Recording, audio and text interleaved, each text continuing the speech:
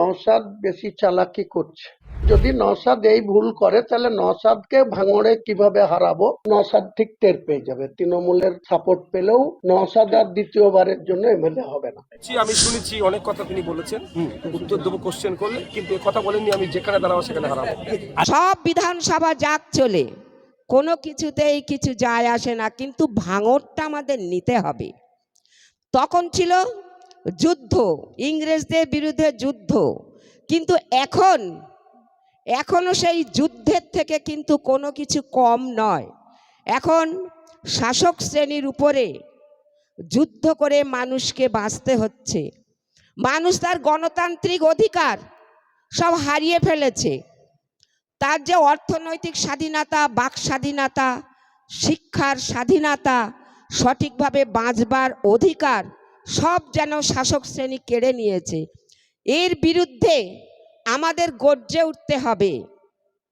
বিবেকানন্দ বলেছিলেন, আমি ইয়ং জেনারেশনদের আহ্বান জানাচ্ছি, ইয়ং জেনারেশন যতক্ষণ না জেগে উঠবে ভারতবর্ষ স্বাধীন হতে পারবে না। তাই আইএসএফ দল এমন একটা দুর্বার দল, সব ইয়ং জেনারেশন এরা সেই একইভাবে গর্জে উঠেছে। এদের রোখা যাবে না, এদের রোখা যাবে না। এরা যেভাবে নিজেদেরকে তৈরি করেছে, এদের রুখতে গেলে শাসক শ্রেণীর অনেক পরিশ্রম করতে হবে। আর সব বিধানসভা যাক চলে, কোনো কিছুতেই কিছু যায় আসে না, কিন্তু ভাঙড়টা আমাদের নিতে হবে। তাহলে ভাঙড়ে কি আছে? ভাঙড়ে এমন কিছু জিনিস আছে, সোনার খনি, সোনার খনি। ভাঙড়টাকে হাতে পেলে এখান থেকে কোটি কোটি টাকা তাদের নিজেদের পকেটে আসবে। সুতরাং যেন তেন প্রকারে ভাঙড়টাকে নিতে হবে। ভাঙড় নিতে গেলে যত রকম পরিকল্পনা করা যায় তারা তত রকমেরই পরিকল্পনা করছে, কিন্তু সেই পরিকল্পনাতে আমাদের কি করতে হবে? জল ঢেলে দিতে হবে। তাদের সেই পরিকল্পনাতে আমাদের জল ঢেলে দিতে হবে। আমরা সবাই যদি হাতে হাত মিলিয়ে চলতে পারি, কাঁধে কাঁধ রেখে চলতে পারি, জাতি ধর্ম নির্বিশেষে আমরা যদি এক হতে পারি, তাহলে আমাদের এই দুর্বার গতিকে কেউ থামাতে পারে না। একটা নৌকাকে যদি নদীর বুকে একটা নৌকা যায়, সেই নৌকার যে কান্ডারি অর্থাৎ মাঝি যদি শক্ত হাতে বৈঠা টানে, তাহলে সেই নৌকা কোনোদিনই ডুবে যেতে পারে না। তা আমাদের পথ দেখানোর কান্ডারি হলেন আমাদের ভাই সাহেব। তাহলে ভাই সাহেবের নির্দেশ মতো যদি আমরা এগিয়ে যেতে পারি, তাহলে আমাদের এই নৌকা কেউ ডুবিয়ে দিতে পারবে না। আমরা সবাই কাঁধে কাঁধ মিলিয়ে ভাই সাহেবের মুখের দিকে তাকিয়ে এবং নিজেদের সুন্দরভাবে বাঁচতে এবং বাঁচাতে আমরা যেন এগিয়ে আসি। রক্তদান একটা মহতী দান।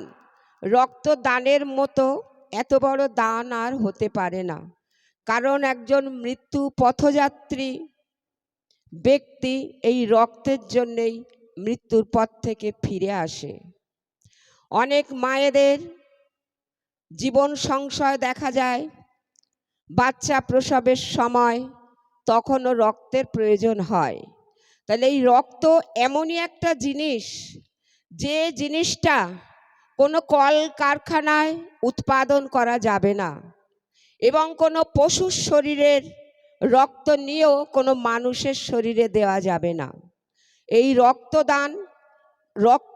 মানুষের রক্তই মানুষকে দিতে হবে। এখন নানান রকম জাত তুলে যে বিভিন্ন রকমের সমস্যা তৈরি করা হয়, ওটা একেবারে একটা নিছক একটা মিথ্যা জিনিস। কারণ সবার রক্ত লাল।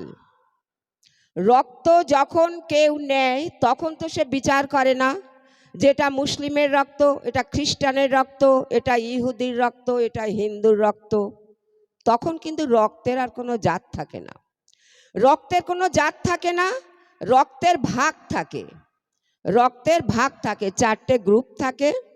সেই গ্রুপের রক্ত যাদের সঙ্গে মিলে যায় সেই রক্তই তাকে দেওয়া হয়। আর একটা রক্ত আছে যেটা ও নেগেটিভ, এই রক্তটা খুব কম মানুষের থাকে। এই ও নেগেটিভ রক্তটা যাদের আছে এত কম যে ও নেগেটিভ রক্তের প্রয়োজন হলে এটা পাওয়া একটু দুঃসাধ্য হয়ে ওঠে।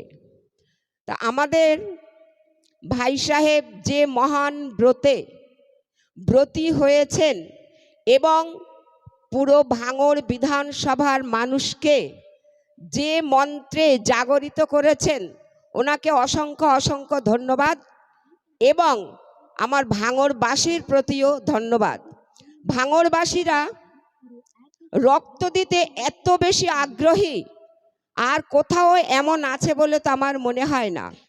সাধারণত 3 মাস অন্তর অন্তর রক্ত দিতে হয়, কিন্তু আমার তো মনে হয় ভাঙড়ে মানে 1 মাস 1.5 মাস অন্তরও যদি রক্তদানের ব্যবস্থা করা হয়, যে 1 মাস আগেও দিয়েছে সেও চাইবে রক্ত দিতে।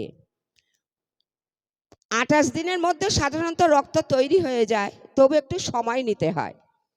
আর এই রক্ত দান করলে কিন্তু তার শরীর আরও খারাপ হবে না, তার শরীর আরও ভালো হবে।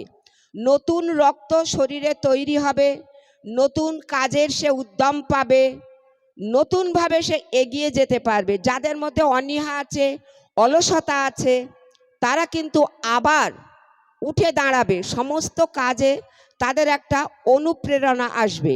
এই জন্যে রক্তদান একেবারে নিছক খারাপ জিনিস নয়। তা যাই হোক, রক্তদান একের পর এক যেভাবে রেকর্ড হচ্ছে, এ একটা পৃথিবীর ইতিহাস হয়ে থাকবে।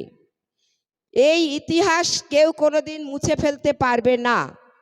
কিন্তু পারবে না, আবার এমন অনেকেই আছে হয়তো প্রমাণপত্র যদি লোপাট করে দেয় তখন আর কোনো থাকবে না, কিন্তু মানুষের মনে গেঁথে থাকবে রক্ত। বিবেকানন্দ একসময়, নেতাজি একসময় বলেছিলেন যে তোমরা আমাকে রক্ত দাও, আমি তোমাদের স্বাধীনতা দেব। তখন ছিল যুদ্ধ, ইংরেজদের বিরুদ্ধে যুদ্ধ, কিন্তু এখনো সেই যুদ্ধের থেকে কিন্তু কোনো কিছু কম নয়। এখন শাসক শ্রেণীর উপরে যুদ্ধ করে মানুষকে বাঁচতে হচ্ছে। মানুষ তার গণতান্ত্রিক অধিকার সব হারিয়ে ফেলেছে।